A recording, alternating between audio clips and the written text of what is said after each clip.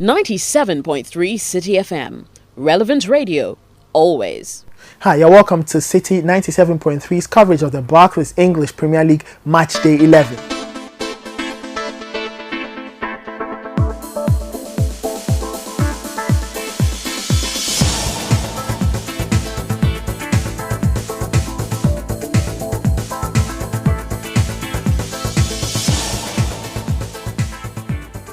This weekend starts off with a very interesting tie between Chelsea and Liverpool. For the first time in a long time, Jose Mourinho is facing a very, very stressful period. His side got knocked out at Stoke in the Capital One Cup on Tuesday, while Liverpool themselves are looking for their first win of the season. But Jurgen Klopp will look at this Chelsea team and probably think that this weekend is the best time to start getting points on the board. I've been joined by Christopher Opoku. And Chris, nice of you to join me. Jurgen Klopp versus Jose Mourinho, a man who is enjoying his time at Anfield, even though he's not won, against a man whose time in London is proving to be an absolute nightmare. Is Klopp going to get his first win, or will Chelsea find a way of winning once again in the league? It's difficult to say, really, because Liverpool, as you say, have yet to win a game.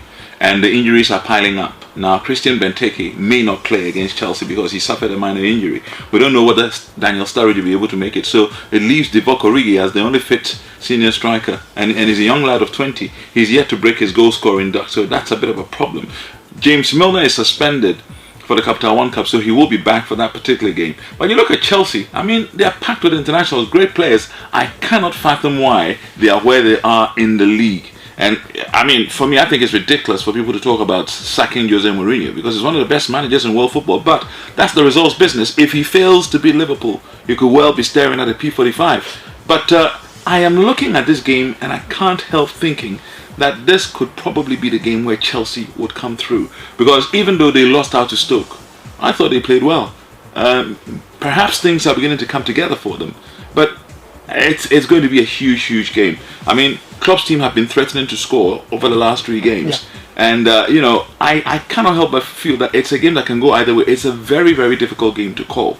But both managers need a win, and badly. Jose Mourinho must respond to the critics. Jurgen Klopp must start telling people why he is the perfect man for the Liverpool job. Will Chelsea find a win once again, or Liverpool get their first win under Jurgen Klopp in terms of the Barclays English Premier League? But that's just the first of our 2-part series on Saturday, because the other match takes us up north to Wales. Swansea welcome Arsenal, who got unceremoniously knocked out of the Capital One Cup by lowly Sheffield Wednesday. Swansea themselves only got back onto the winning track after they beat Aston Villa, thanks to an Andre Ayew winner late at Villa Park. And Chris, I bring you back in there. Swansea versus Arsenal. Last season we saw Arsenal taking a lead only for Swansea to score twice, and then they burst Arsenal's bubble. Can the Gunners respond to a midweek loss at Sheffield Wednesday?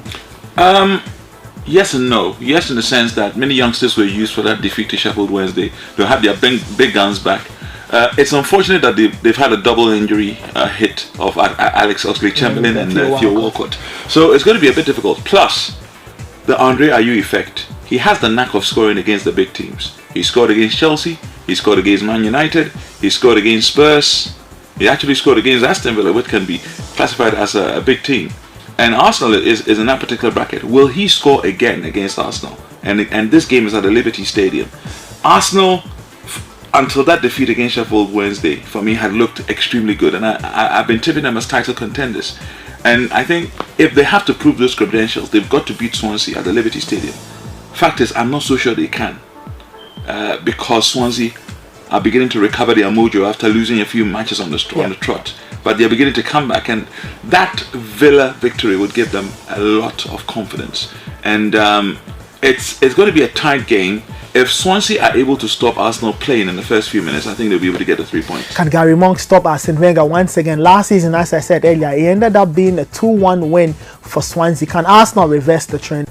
Or will they suffer another loss and then start to shake things up really in terms of that London club? But on Sunday, we start off with a matter that's very interesting. Is Everton taking on Sunderland? So Everton are one side of the Mersey. They drew 1-1 in their derby. Sunderland picked up all 3 points against Newcastle the other weekend, and Sunderland will hope that they will find a way of getting themselves onto winning ways. Big Sam enjoyed that derby win, but he faces a proposition that is Everton, a team that is high on confidence after scraping through the Capital One Cup on penalties against Norwich. So that's our first game on Sunday. Then our second game on Sunday features Bournemouth and Southampton. Southampton have been great, and Chris, I bring you back in here, and it's been a very interesting season for Southampton. They started well, dipped a bit, and then they started to get wins on the board. Their last time out, they got a win at Anfield against Liverpool. This time they take on Bournemouth, who were thumped at home by Tottenham Hotspur last weekend. Well, I think it was actually a point they took at Anfield. They rather won last season. But having said that, Bournemouth are beginning to suffer a bit of the blues. They were absolutely hammered last time out 5-1 at the Vitality Stadium. Now they are up against a Southampton side that are beginning to rediscover their mojo. They've got a very good set of players there in Ronald Koeman. I think they've got one of the wiliest managers in the business. Eddie Howe has a lot on his plate. I think since the loss of his lead striker, Richie, he's begun to suffer a little bit in terms of results. And he'll be hoping to get one over Southampton. But the Southampton side looks a cut above them. I do expect the Saints to win this one. Bournemouth expected not to get anything when they travel down south to the south coast to take on the Saints of Southampton. And then we end match day 11 with a Monday night tie that's very interesting. It's managerless Aston Villa travelling to Tottenham Hotspur, who themselves have gone in and out of the winning streak, in and out of playing well, in and out of being consistent. And Chris, let me bring you back here for the final time. Is Tottenham Hotspur, they are high after beating Bournemouth, they've beaten Man City earlier, but they take on Aston Villa, who are managerless. And if you want to follow the rumour, a team that could soon be having Remy Gard in there. I think it will be a win for Spurs for me. I think Spurs have been in excellent shape. The only reason why they couldn't win against Liverpool was because Liverpool were playing their first game under the new manager, and so they kind of found it a bit difficult. Plus, Klopp plays pretty much the same pressing style as Mauricio Pochettino.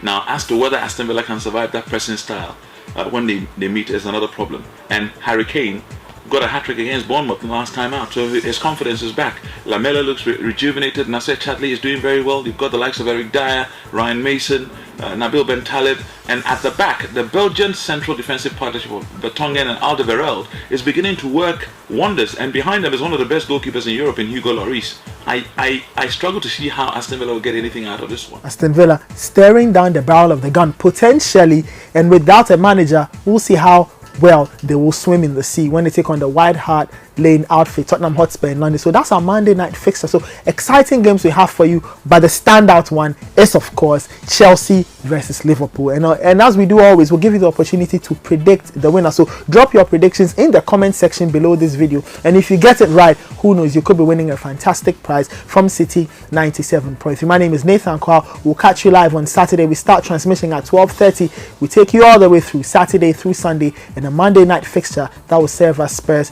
versus Aston Villa. Catch you then. We'll be live on Citi 97.3. Enjoy your games.